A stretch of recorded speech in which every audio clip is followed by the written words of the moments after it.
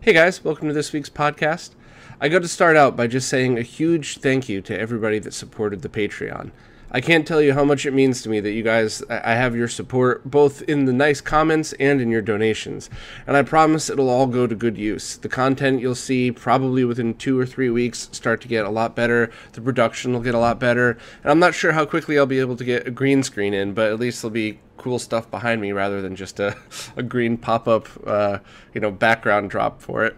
But, thanks so much. And I really wish I had something more to show you guys this week, but to be honest, I have been really sick since the last time I shot that podcast, and all the way up till pretty much yesterday. I barely get off the couch, so this episode's going to be kind of short and not much content, and I know it's just an awful way to say thank you to all the new Patreon subscribers, but I swear if I wasn't as sick as I was, I would have something cool this week. I have 2 reviews that are sitting waiting that are weeks old, and I just... now that I'm starting to finally feel better, I could try to start getting on those. But hopefully by next week, at the very least, I'll be in a different location and I'll have some more awesome news for you guys. So thank you so much. Once again, it's off to an amazing start.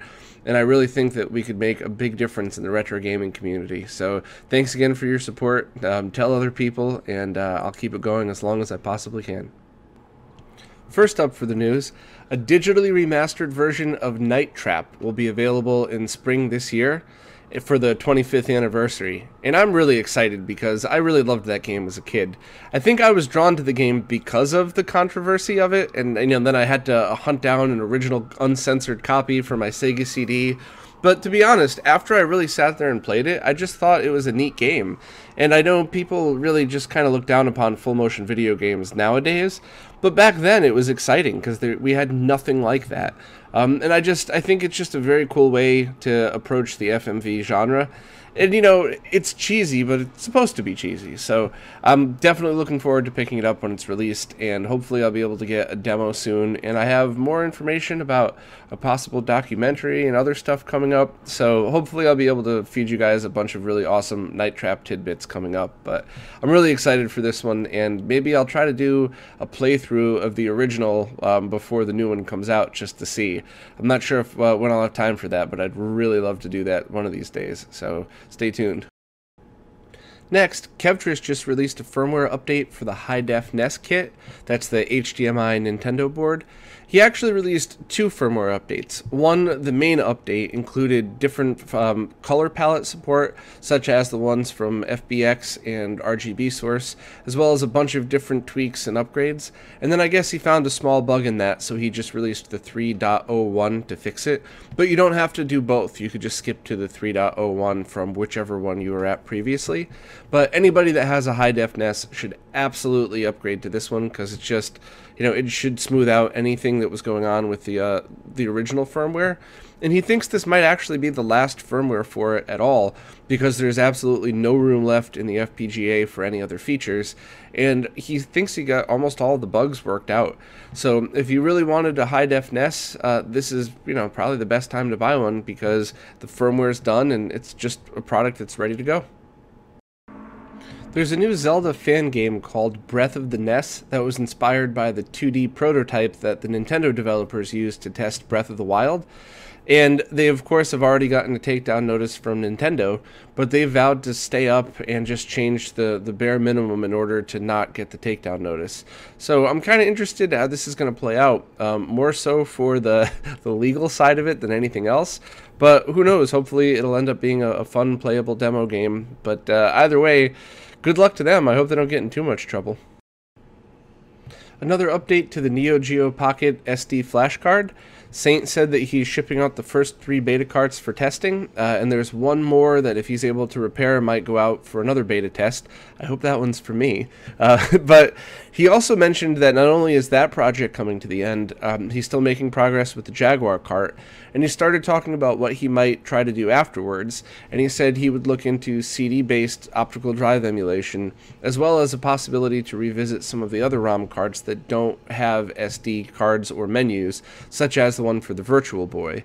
And I know personally that would be my first choice, that and a Sega CD optical drive emulator, because I love both of those consoles, and at least with the Sega CD you could use CDRs now, But with the Virtual Boy, you can't save your save games from the current flash card, and it doesn't support a larger file size, so you can't run like the full version of the Street Fighter game. The demo still runs, but that Street Fighter 2 Turbo Virtual Boy looked absolutely awesome, and I would really love to play it. So, everybody that was maybe considering buying any stuff from Saint, definitely give it another thought, because I feel like the more we support him, the more he's going to dedicate time to making these very cool products for all of us. So I'll keep everybody updated on the current progress of the Neo Geo Pocket and Jaguar ROM carts, and anytime there's any news on anything in the future that he'll be working on. Some new footage of the Sonic Forces game was just released, and this is not the Sonic 2D game that's going to be coming out, I think in springtime or summer. This is the one that's coming out after it, that looks more along the lines of Sonic Generations. So I believe this is going to be 3D and with some 2D side-scrolling parts, and the demo shows the 2D stuff. And it looks very cool. I mean, I think, almost every retro gamer loves Sonic games, and or at least the good ones. I mean, Sonic 2006 was pretty awful, and the port to Game Boy was pretty awful, but for the most part, we love Sonic games, and I'm really looking forward to playing both of these, but I'm especially looking forward to playing the other one that's more of a true sequel to the originals. But as soon as they come out, I might even do a live Let's Play of those or something, but hey, the more 2D side-scrollers, the better, in my opinion, because those are my favorite type of games. A demo of a new NES homebrew game called Beetlejuice was just released. It's a top-down Zelda-like adventure game, and although it's a work in progress, it looks pretty cool. So if there's any major updates on the project, or if I get a chance to do a playthrough, I'll definitely follow up. And thanks to my friend Chris for letting me know about this one. There's a new Vectrex ROM that was released called Dots, which is more of like a screensaver type application for a Vectrex, and you could draw patterns on the screen to the sound of different sci-fi things, and it used the vector pilot overlay, I believe, so as it draws through you get the different color effects from it. And I love stuff like this, especially for rare consoles like the Vectrex, to still see people still contributing and making new stuff for it. Actually, Smoke Monster passed me along to this website, binarysoftware.com, and they have a bunch of different Vectrex things on there. So if you're a fan of the console, definitely check out the site. Mario Kart 8 Deluxe was just released for the Switch. It got a bunch of great reviews, and some people said they actually had it crash now and then, but for people who didn't have any crashes, they said they generally liked the game and were impressed with it. I bought the one for the Wii U when it came out, and while I liked it, for whatever crazy reason, I didn't find myself playing it as often as I thought I would.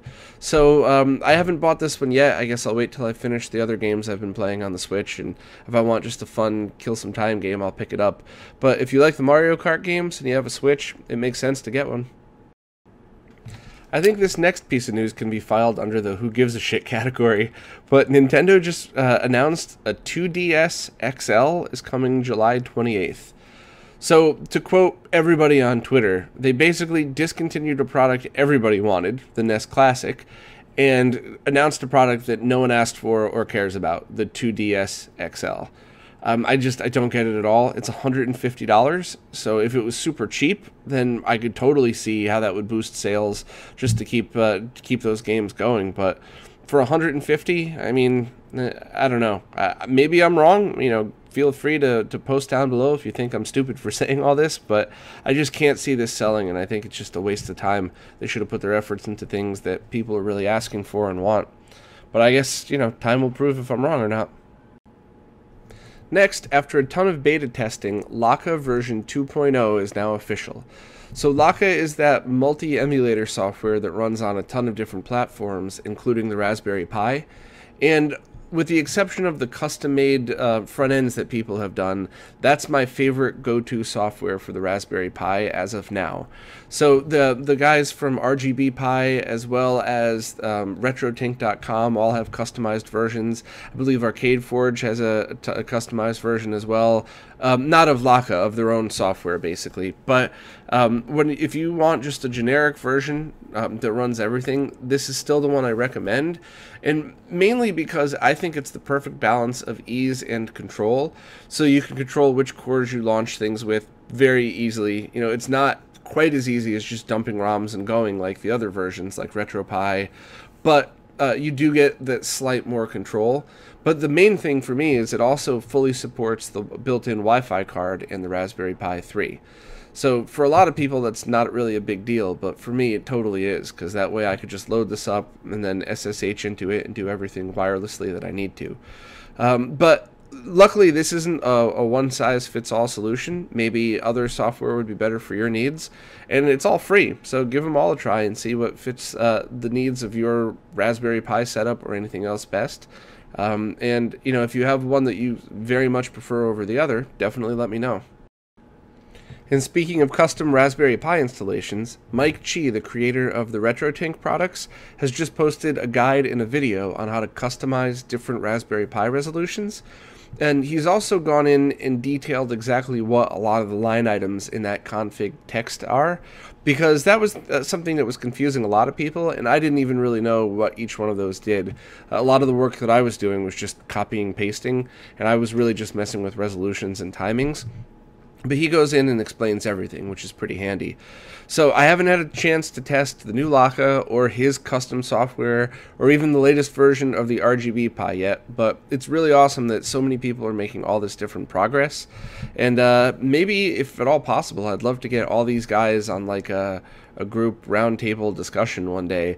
I don't know if that's even possible with the different time zones or if anybody even cares, but I would really like to see all these minds working together instead of, you know, independently is always great, but I wonder if we could just all trade some secrets and try to get this stuff as perfect as possible. So I guess, you know, maybe I'll ask them about that, but let me know your thoughts, or, you know, if any of you guys are watching, definitely let me know what you think about your own products, and if you'd like to collaborate, or even just kind of have one roundtable discussion and chat with each other. There's been another update to the MK2 Plus project. Now that's the project that's working on enhancing Mortal Kombat 2, but in a way where you could flash it onto its own chip and put it in a real Mortal Kombat 2 arcade machine, not just emulation. So there's more info on the actual website, and I'm showing the video demo right now, but it looks absolutely awesome, and I hope I can eventually get my hands on a Mortal Kombat 2 arcade machine so I can install this in it.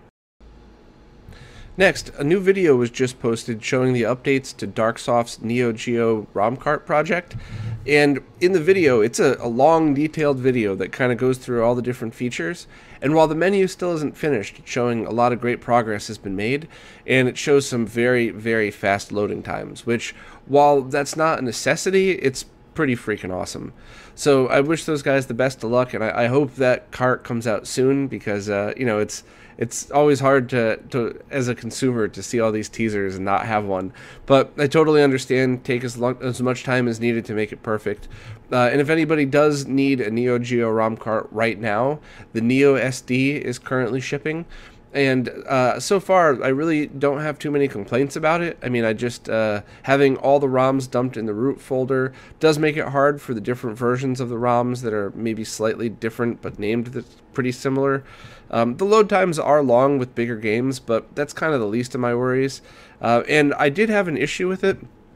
Found out that it was actually specific to one AES console that I was using. So I don't think the problem was in the Neo SD. I think the problem was in my AES that I was testing it with. So if somebody needs a cart right now, that seems to be, the Neo SD seems to be a great solution.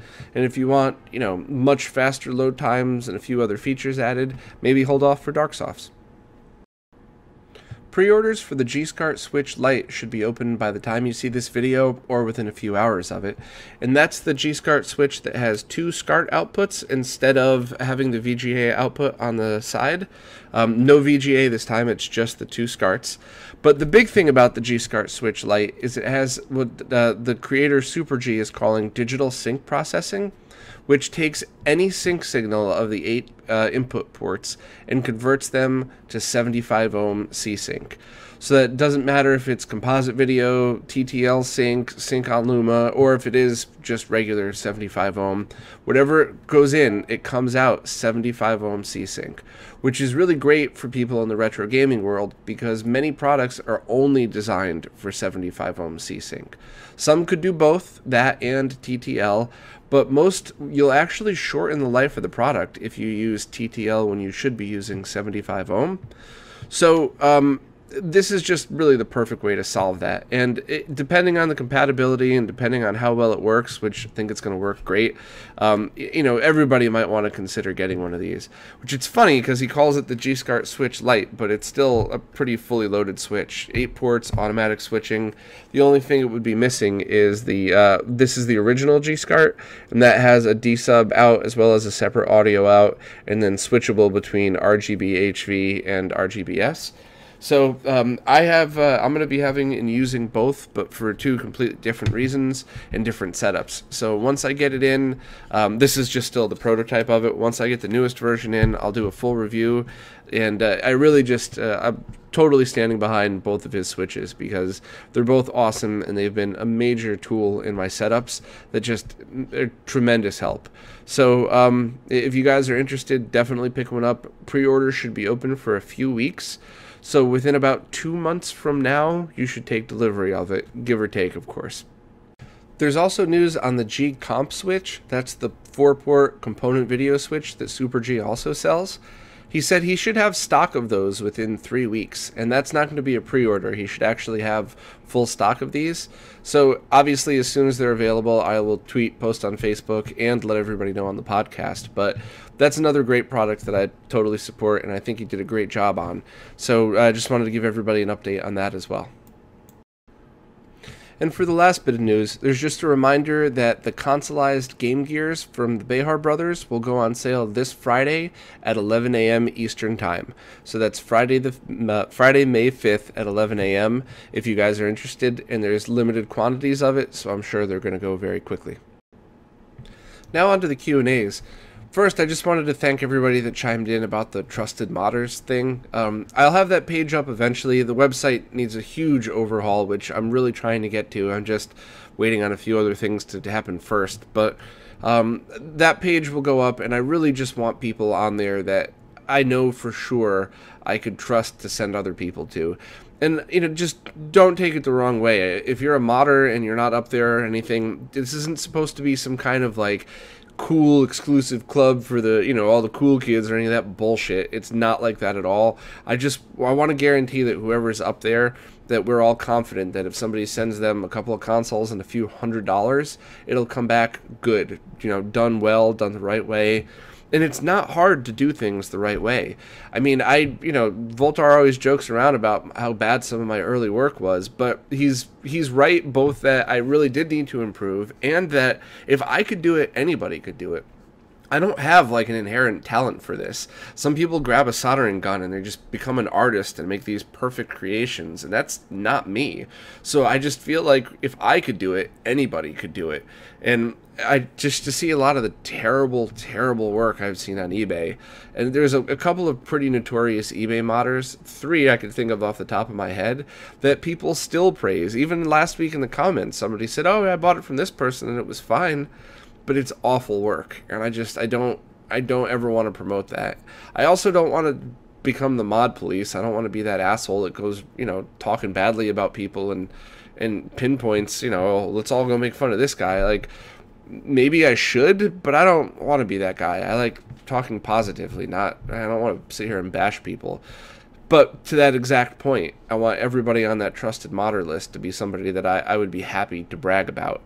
So I think asking for, you know, pictures of work plus a reference from somebody else in the modding community is fair. And it's not like any of us are hard to get a hold of, you know what I mean? Just tweet us, send us an email, find us on Facebook, the YouTube videos, anything. There's a million ways to get a hold of us.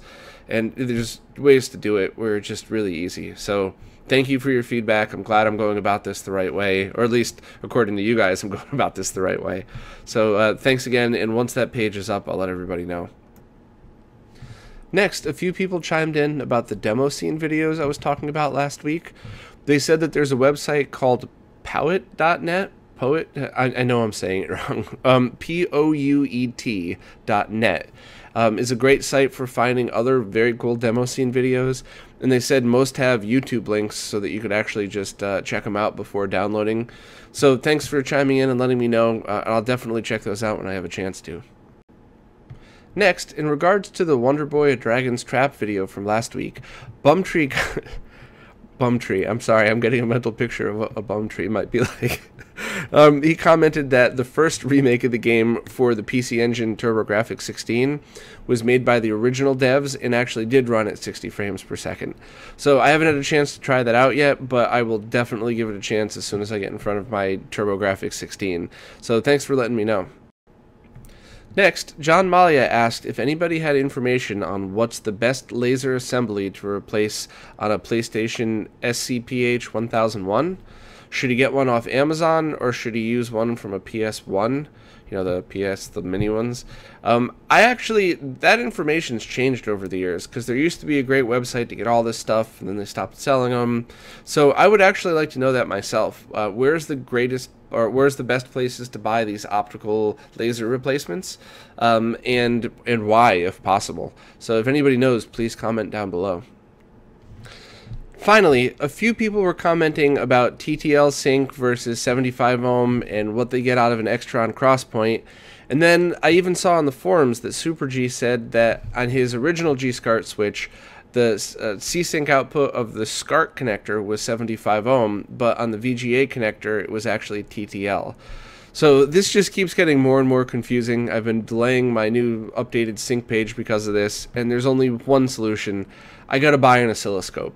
So I'm going to buy that this week. I'm going to start testing all this stuff myself, and I'm going to try to put a very clear and easy to use chart up on the website so that everybody will know what exactly to use in which scenario.